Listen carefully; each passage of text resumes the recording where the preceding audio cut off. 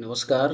MPSC राज्यसेवा पूर्व परीक्षा 2024 जी 25 ऑगस्टला होणं प्रस्तावित आहे. 25 ऑगस्टला जी परीक्षा आपण देणार आहे, ती परीक्षा परत पुढे जाईल का याबद्दल सध्या चर्चा चालू आहे. तर त्याची शक्यता जवळपास हो असंच असेल. कारण लक्षात घ्या, की केंद्रीय स्तरावरच्या ज्या परीक्षा असतात, त्या कधीही राज्य स्तरावरच्या परीक्षांशी त्यांचं कधी कोलॅबोरेशन्स नसतं किंवा समन्वय त्यांचा नसतो.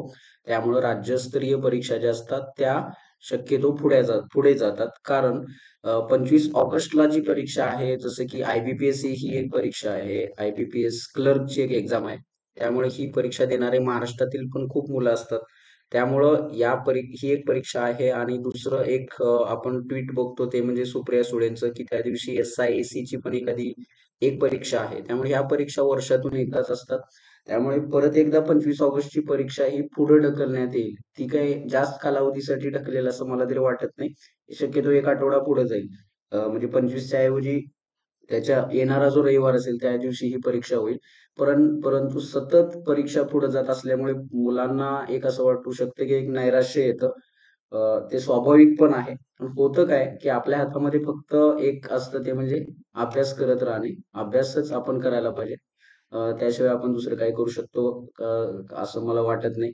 कारण 21 जुलैनंतर डायरेक्ट 25 ऑगस्टला परीक्षा गेल्यामुळे मुलं 1 महिना काहीशी शिथिल राहिले तसं मला तरी जाणवतं. 1 महिन्याचा जो वेळ मिळाला. त्यामुळे अनेक मुलांनी याचा फायदा घेतला पाहिजे, की ही परीक्षा पुढे गेलेली आहे ठीक आहे, पण आपल्याला त्यातून चांगलं काही आउटपुट घेता येईल त्याचा विचार केला पाहिजे.